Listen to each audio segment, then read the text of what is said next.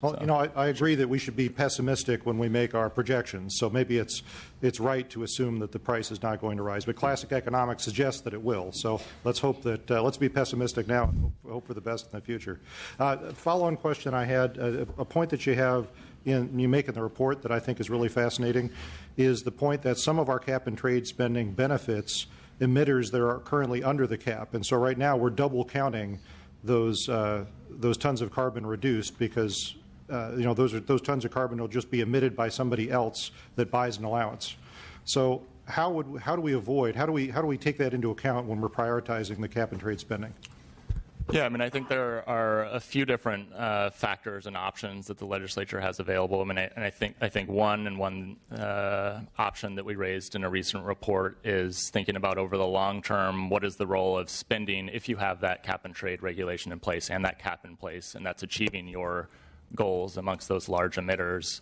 Then by sort of opening up the availability of the revenue to, for example, give the revenue back to households and consumers in the form of rebates or tax reductions in order to sort of offset the costs associated with the program is one option, one that's not available under the current structure and the current legal framework for the program. And so in order to do that, there would likely need to be a two-thirds vote to do that. Under the current sort of legal framework where the money has to be spent on greenhouse gas reductions, some options are to focus perhaps more on sources that are outside of the cap sector, ones that aren't subject to the cap and trade regulation where you don't have that type of interaction. Other options are looking at ways in which the cap and allowance prices for some reason aren't incentivizing the most cost-effective reductions. For some reason, businesses or or households sort of aren't taking that information sort of into account to invest in the most cost-effective reductions. One example I think that economists often point to is research and development activities. Maybe sort of the private sector doesn't provide enough of those, and the price signal that's being provided by the cap and trade program isn't enough to sort of spur that type of innovation. And so maybe thinking about using the money in that way. And then I think a third is just perhaps thinking about co-benefits. What other types of benefits are being achieved from these programs? If there's no sort of net effect on greenhouse gas emissions associated with the spending, then what are the other types of benefits that are being achieved, and thinking about those and weighing those a little bit more heavily than you otherwise would. Right. Yeah. Interesting. Thank you. Yeah. All right. Why don't we proceed with our public hearing?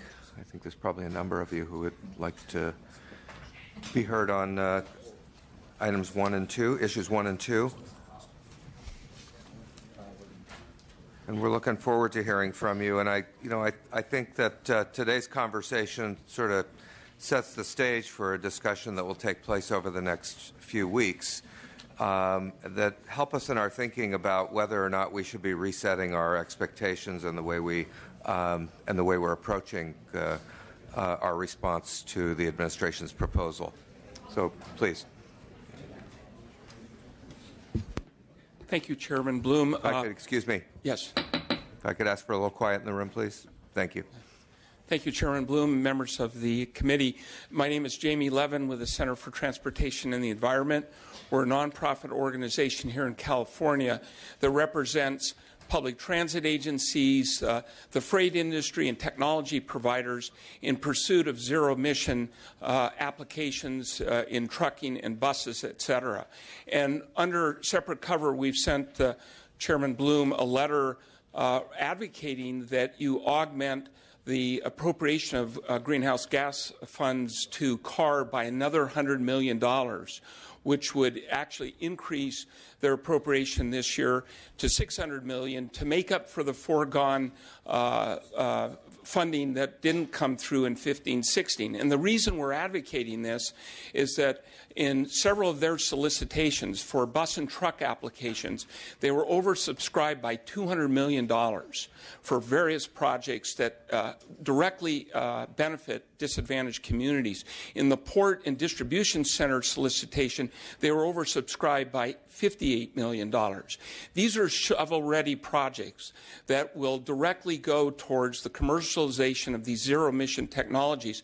And as Assemblymember Williams pointed out, this table that shows the high cost per ton of these pilot projects for truck and bus, they actually help propel the commercialization of these technologies.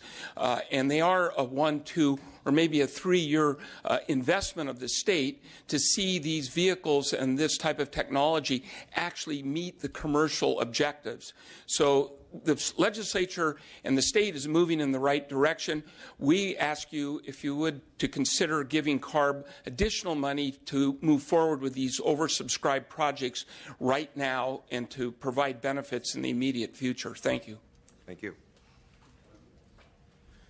Thank you, Mr. Chair. I'm going to wear a couple of hats today, if I may. Matt Robinson on behalf of the California Transit Association. We very much support the existing continuous appropriation that we have, 15% for the transit intercity rail and the low-carbon transit operations program. Obviously, we'd like to see those increased, but we understand that there's a lot of other strings pulling on the cap-and-trade funding. I would like to note that we do support the administration's request for additional funding for low-carbon transportation, which goes to help us green our fleets, whether that be zero-emission bus deployment or near-zero-emission bus deployment in the future. So we very much appreciate the administration's efforts to increase that level of funding that's going to be there for 16, 17, and potentially beyond. And then if I could take off my Transit Association hat and put my San Francisco hat on, the mayor of San Francisco and the city and county very much support the $100 million that's proposed for waste diversion. As Assemblymember Williams said, that is a very efficient way to spend resources, and you get a lot of bang for the buck when you do so. So we would ask that this body continue along with the governor and the $100 million that's called for in that. Thank you.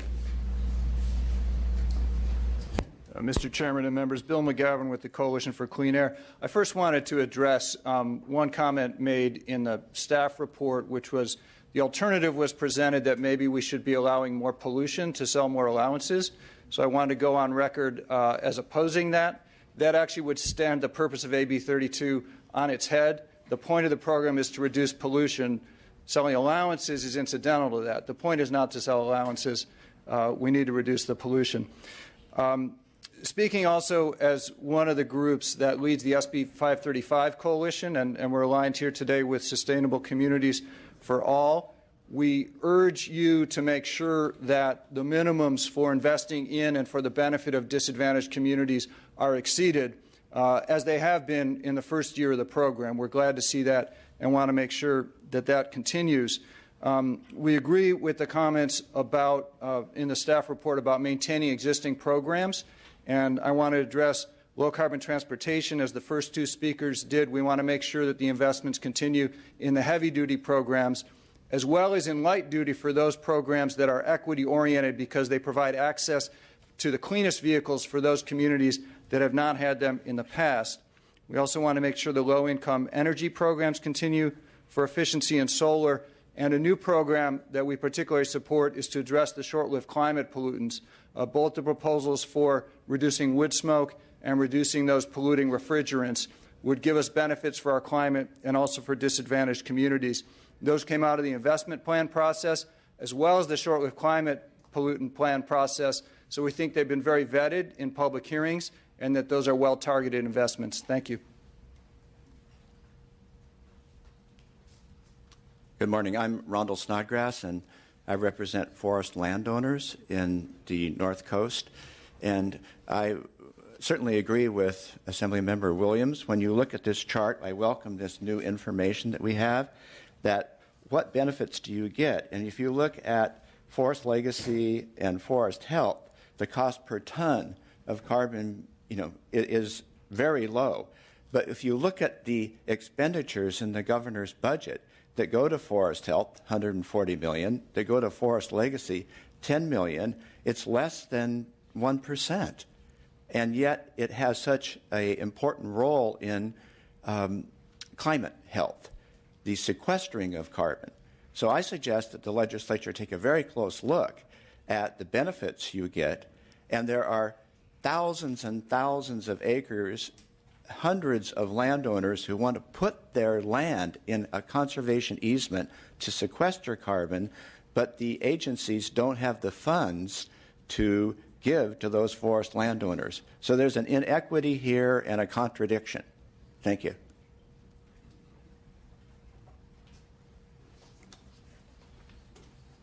Good morning, members and chair. My name is Melissa Romero, and I'm here for Californians Against Waste, an environmental group. And we urge your support of the proposed budget allocation for $100 million to CalRecycle from the Greenhouse Gas Reduction Fund. And in addition to being oversubscribed, CalRecycle's programs ranked among the most cost-effective methods in terms of dollars spent per greenhouse gas reduced. So projects included in CalRecycle funding are mostly infrastructure which don't require ongoing funding.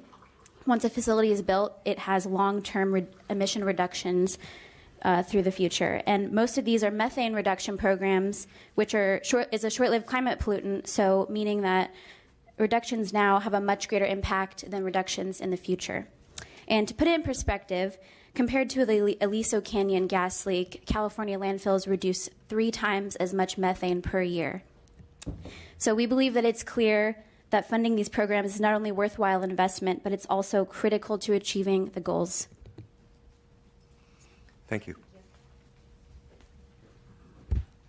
Good morning. I'm Alan Abbs with the California Air Pollution Control Officers Association, representing the 35 local air districts in California, speaking in support of the governor's proposal for $40 million for wood smoke reduction. Air districts in California currently have wood stove replacement programs in place and are ready to receive funds. We can have incentives out to homeowners in rural areas, urban areas, low-income areas, and disadvantaged communities before people start lighting fires for this coming winter. The short-lived climate pollutant strategy released by ARB recently relies on wood smoke reduction programs as a major part of black carbon reduction over the next 15 years. And not only is the black carbon reduction from wood smoke going to help ARB's goals, but it also provides an immediate public health impact locally with particulate matter. So we would encourage your support. Thank you. Good morning. I'm Larry Green. I'm one of those air pollution control officers for Sacramento County, and I have a couple of handouts if the sergeant could pass those. I brought a couple of things here. One is shows our program, which has been in place for 10 years here in Sacramento. We have replaced over 6,000 stoves here. We have about 200,000 devices left in Sacramento County, so you can see over time it takes a long time to get to that point. And I brought along to show how effective they are. This is a sample of a filter of what it looked like on Stockton Boulevard in one of our EJ areas. And if I pass this around, you could smell the wood smoke on it. This is from 2012. So that many years later, we can still smell the wood smoke on this.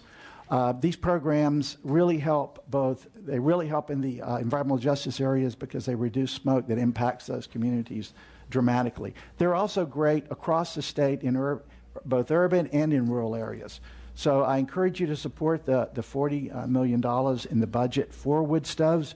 We can get this money out immediately. The program's up and running, and it's very effective, as I said. Thank you very much. Thank you. Mr. Chair, members of the subcommittee, Chuck Helgett, representing Republic Services, here in support of the allocation of the administration's allocation of $100 million to CalRecycle for organics disposal reduction. That allocation is a very significant element in our implementation and in the partnership between state and locals to implement AB 1826, the mandatory commercial recycling program, and in implementing Assemblymember Williams' AB 1594, which he passed several years ago. So we're here in strong support of that allocation. Thank you.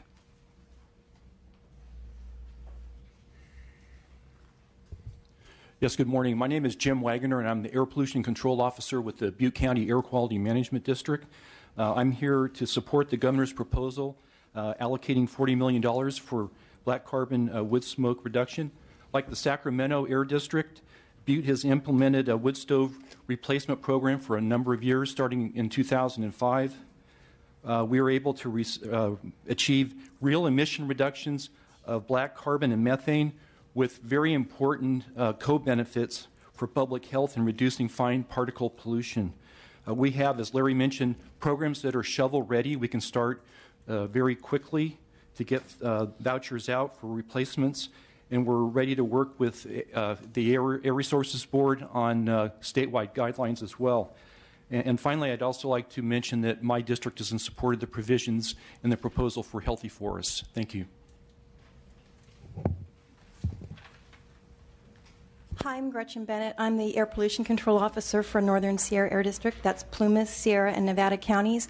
Recently, the EPA designated one of my cities as the 4th most polluted area in the nation. That's not the state, that's the nation. And so we have found that almost primarily the wood smoke is coming from, or pollution is coming from wood smoke from wood stoves. So I am in here to support the $40 million for the wood stove change-out programs. Thanks.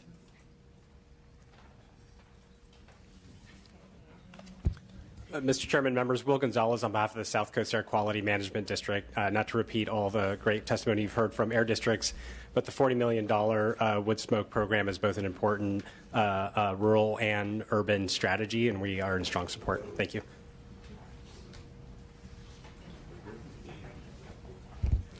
Mr. Chair, members, Julie Navoris here on behalf of the urban counties of California in support of the $100 million for the Transformational Climate Communities Program. That's a mouthful. Sorry about that. We do note in our coalition letter, we're part of a larger coalition, that we would like the definition of disadvantaged communities to be expanded beyond the CalEnviro screen, because that's somewhat limiting. And that if you expand that, that would allow more disadvantaged communities to have access to that funding. We also want to sincerely thank the administration for providing this pot and listening to us for more local control on these monies. Thank you. May I ask you a follow-up question? Sure. How do you suggest we expand that definition? In our letter, we suggest to be consistent with SB 535. That helps you. Okay. Thanks. Thank you. Good morning, Stacy Heaton with the Rural County Representatives of California. We represent 35 rural counties statewide. The majority of our counties are forested counties, and I'm here this morning to support the proposed $140 million allocation to CAL FIRE. Many of our counties are not considered, have no areas that are considered disadvantaged communities under the current definition using CalEnviro screen. So they will receive none of those funds whatsoever.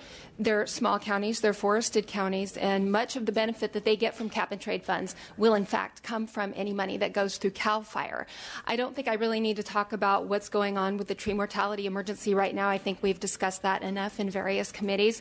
And what's going on with the wildfire situation in these counties, I think we'll probably see a lot of that this summer on our televisions once these dead trees start to burn.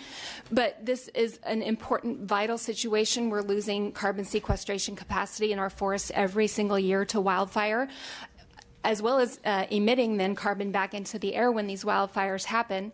And this is something that if we invest in the forests now and get out ahead of the management situation, we may not have to spend so much money on suppression later on. And as we've heard, forest health projects are among the lowest cost per ton, as the LAO analysis has pointed out. So this is something that can potentially get us a lot of bang for our buck for the state for these funds. So we wholly support CAL FIRE, the proposed funding to CAL FIRE.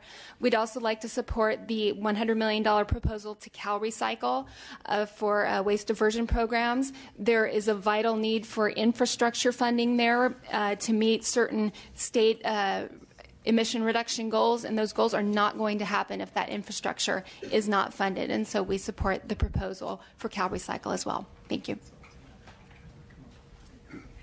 Good morning. Mike Robeson here on behalf of the Glass Packaging Institute, speaking to request an augmentation of the governor's budget of $20 million to Cal Recycle for the purpose of grants to glass container manufacturers for the use of recycled glass in the manufacturing process. A lot of you have heard this issue already in policy committee through AB 2576 by Assemblyman Gray, but I just want to hit on a couple points. An appropriation of this nature fits a lot of the list of criteria or of thoughts that your staff report outlined on page 15. Appropriation for glass manufacturing, high benefit cost. For every 6 tons of cullet used in manufacturing, there's a 1 ton reduction in GHG emissions. It'd be immediate GHG reductions because it's an ongoing manufacturing process, and there's a lot of co-benefits to appropriation of this nature. It would protect against emissions leakage to other states and countries, protects jobs in California, and most importantly, it will help the overall California recycling program by ensuring that there's end markets in California for recycled glass. And look forward to the committee taking an active role in appropriating the greenhouse gas dollars. Thank you. Mr. Chairman, member Jerry Haliv on behalf of Owens, Illinois, largest glass manufacturer in the world and in California. I want to echo Mr. Robeson's comments, but specifically talk about the fact that the price of cullet, used glass, has gotten so high that many areas are considering using raw materials instead, which of course bring no greenhouse gas reduction with them. There's a direct nexus between the use of recycled cullet and the reduction in greenhouse gas. We appreciate the hearing we had in Mr. Williams' committee on the subject, and we hope you look at it fairly. One additional comment, if I may, Mr. Chairman, has to do with the process and not a specific request. I want to commend this committee and encourage the comment in your staff analysis about the aggressive role the legislature should be taking relative to this program. I worked in the building from 1970 to 1990, and I remember a time when the legislature was less deferential to the administration on processes such as this. I commend your action. I encourage it. Thank you, Mr. Chairman.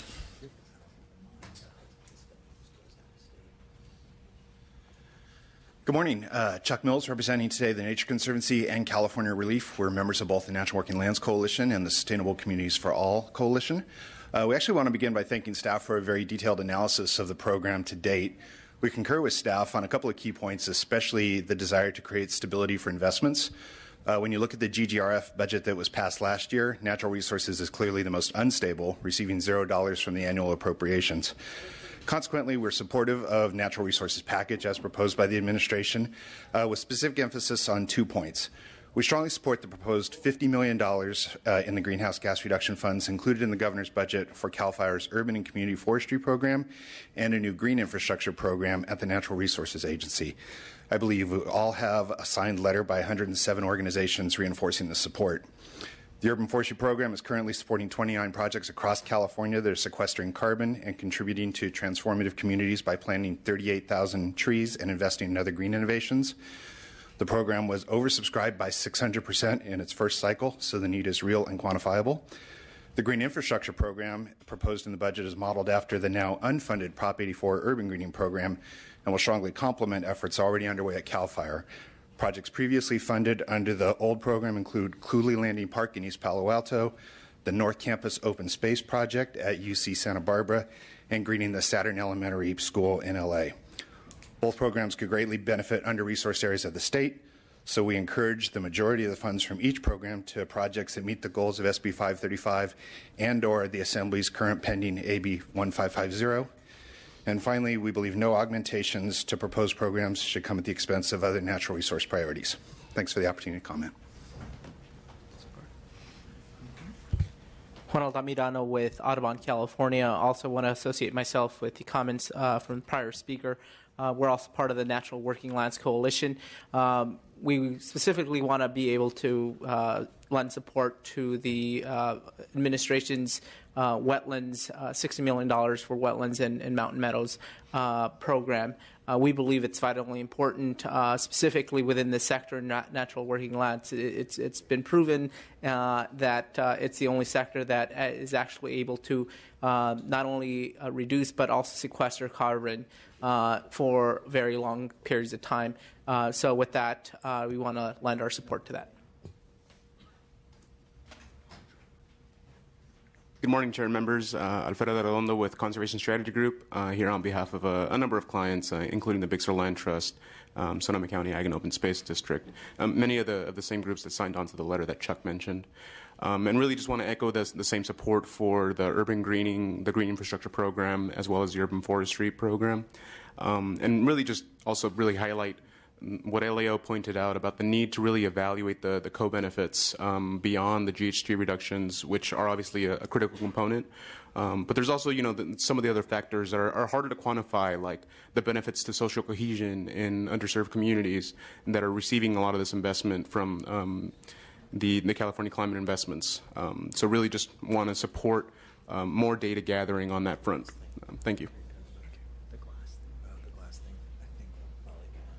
Josh Hanthorne, Defenders of Wildlife. We're part of the National Working Lands Coalition as well. We wanted to echo California Relief and the Nature Conservancy on their comments, and also echo California Audubon on their comments about the wetland restoration project.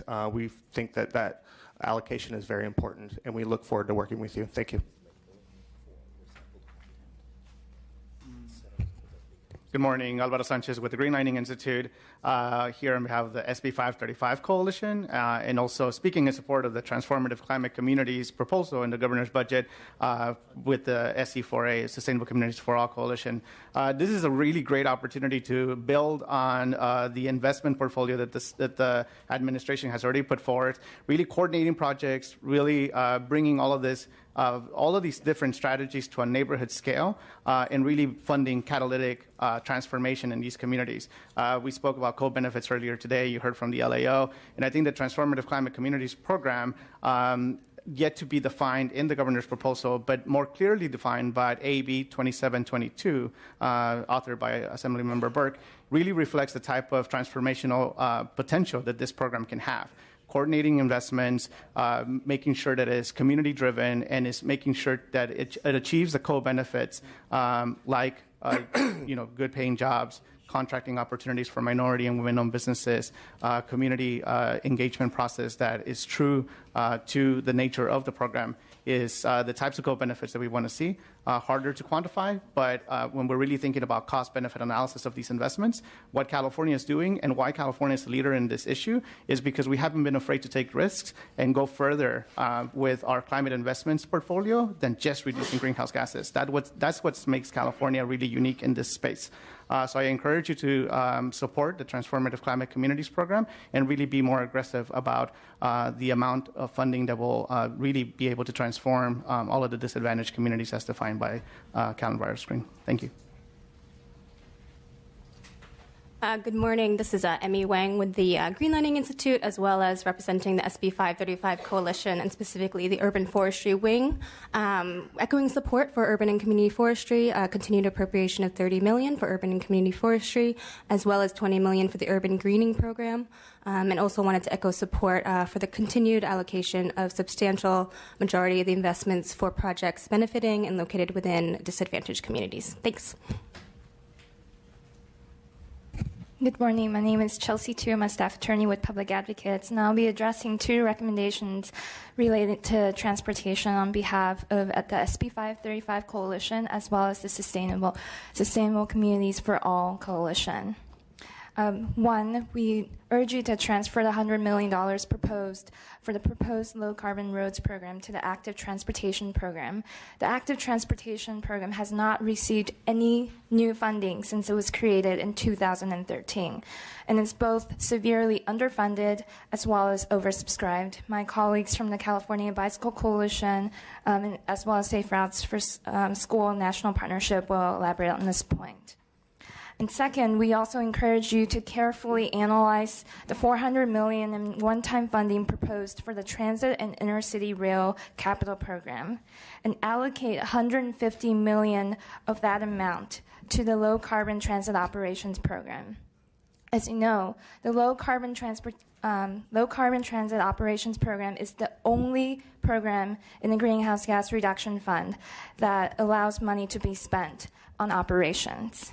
Additional fix-it-first support is critical not only to maintain our transit infrastructure, but also to operate it, particularly as the state assistance funding declines. The state transit assistance funding declined by $51 million just this last year alone. In addition, we also encourage you to allocate $50 million from the TIRCP, the Transit Intercity Rail Capital Program, one-time funding, to Transit Pass program in alignment with AB 2222.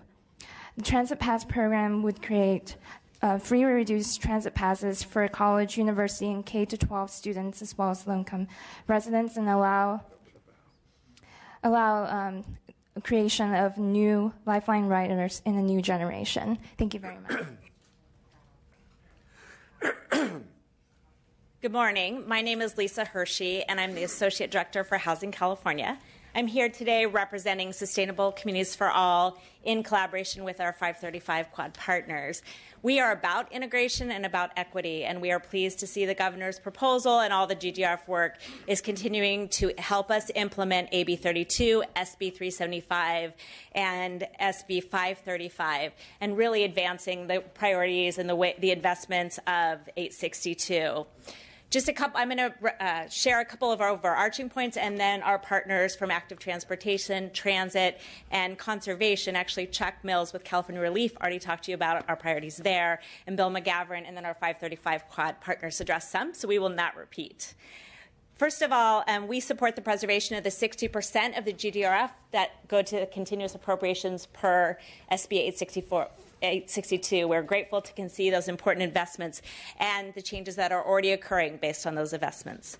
Secondly, we encourage you to consider with the 40% doing more than 1 year of investment. I know there was a lot of conversation about this. It's very difficult to grow these programs, even if they already exist, with 1 year of funding to get our local partners on board and being able to move in the way that we're suggesting. And finally, we believe that these shared priorities of Sustainable Communities for All and the 535 Coalition, through the integrated and synergistic opportunities, are going to create the climate change goals that we hope to achieve with the state of California. Thank you.